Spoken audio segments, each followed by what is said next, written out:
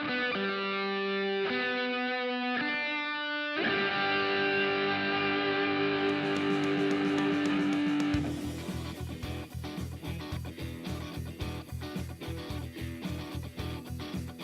let's go ahead and jump right into this episode. Let's talk about bug out. So let's think about this. Why am I bringing this up?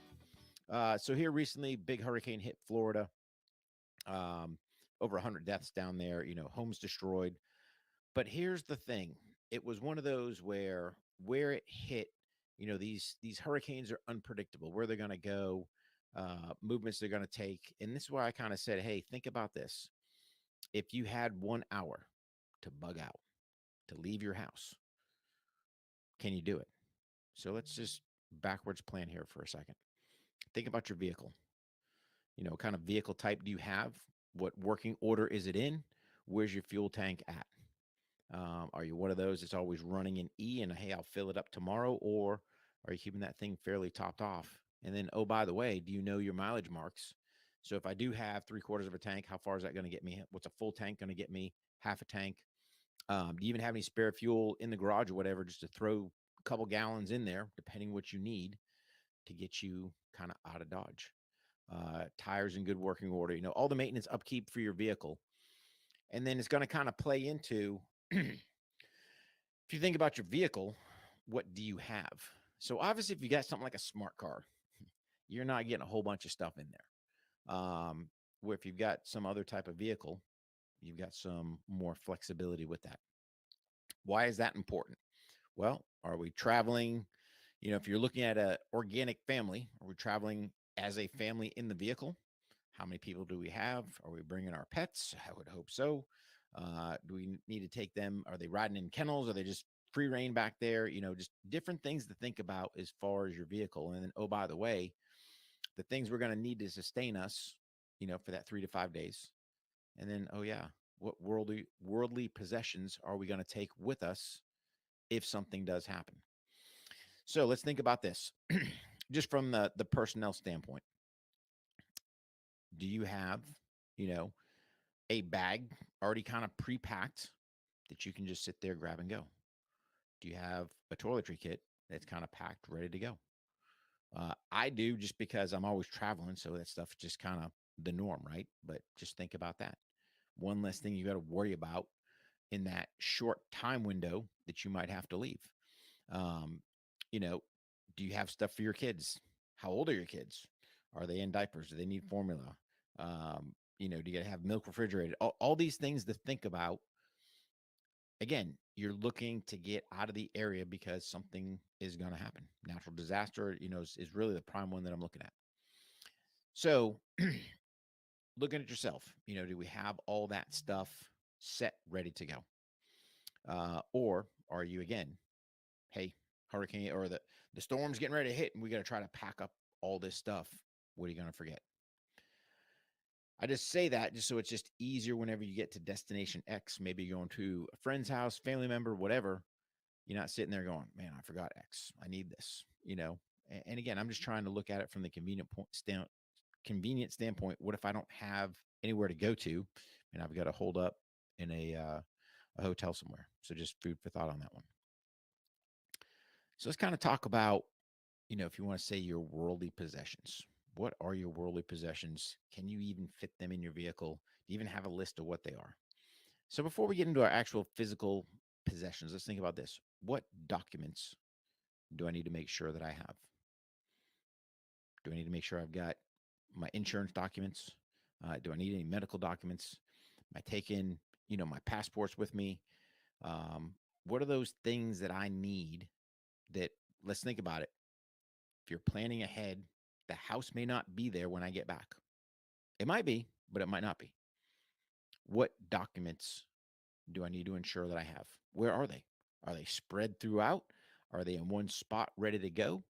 Can I just quickly grab them and I'm, ready to go? Um, Same thing with, your computer. Probably need to grab that thing. Don't forget your power cord, right? Um, then we got to look at, do you have any cash on hand?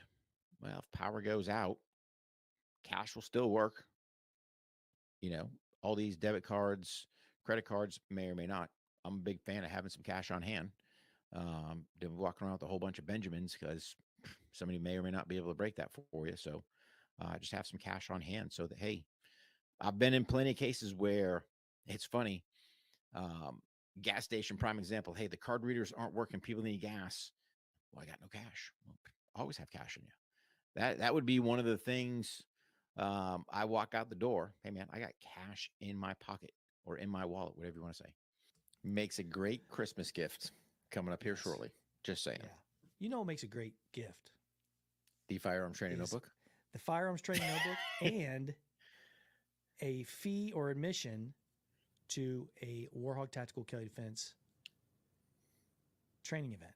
Yeah. Now, why are we saying that? Because the 2023, something we're very psyched about because we're already starting to fill up early in the year. We're going to be up here in Midwest. I know we're going to be down south a little bit. Mm-hmm. And as always, we'll be out west in Jennings County Mm-hmm. for the American Tactical Canine, unless that changes venue. I don't know if it will.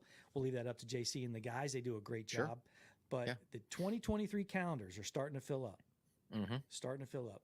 And I want you to kind of go into that, but we got something coming up in March that we'll cover right before the end of the show. But talk about the 2023 calendars and what you got going on warhog.com. Yeah. So really, we're going to start populating warhog.com. Obviously, we're going to go. We've got some different collabs going on this year. And I think we're primarily going to run everything through warhog.com with different companies. I know like the collabs that we're doing together. Everything will be run through warhog.com.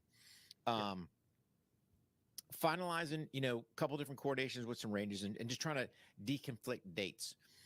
But here's the biggest thing I'm going to tell my different LEO agencies out there. Guys, listen to me.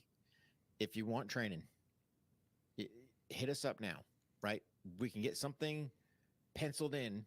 And again, if we put something if we're putting something on the calendar, again, please don't waste our time. But the point being is it's going to get to a point where time's just not going to be there, unfortunately. Yeah. So, trying to do that balance because, again, caught a little bit of flack last year for, hey, man, where's your open enrollment stuff? It was primarily focused to our LEOs. And let's be an honest broker. My focus will always go to them because they're out there. Dude, we lost, 4 just last week, right? That'll get me on a sidebar topic here in a minute. But these guys are getting burnt down left and right. And I need them to come home to their families, right? There is not a reason that we lose 4 officers in 1 week to stupidness. So, yeah, that's the focus. But if you are a law enforcement agency, I don't care whether you're local, state, federal, whatever, and you're wanting some firearms tactical canine training, reach out. Let's have a conversation, figure out dates, because like I said, the calendar is starting to populate. And Yeah, and to be fair to them as well, they're reaching out and they're starting to populate things early. So that's why we're trying to bunch these up together so that you can do one travel, and get 3 classes, and we can really impact a lot of people without having to spend a lot of time going back and forth. We have the location set up. We try to get as many days of training in that few, several days while you're in town or while I'm in town, whatever, just to try to get it and knock it out of the park. Because pretty soon they're starting to come to us. These law enforcement guys are going to come to us. It's not the open enrollment. We try to squeeze those in there, and we're working on those right now as well.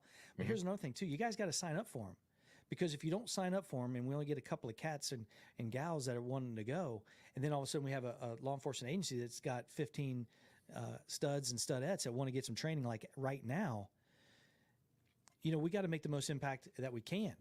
And if you get to us early too, we can also set up with some of our industry partners who want to be a part of a lot of this stuff to help out and offset some of the costs when your training budgets are getting hit in the mouth. Yeah. But you got to get in there quick and just reach out to us and let's have a conversation. And it's got to happen, or it's just going to fill up and we're not going to get you in there. Especially the guys, that's a good thing if we get as much training as we can. But like you said, man, they're going to fill up. They're going to fill up quick.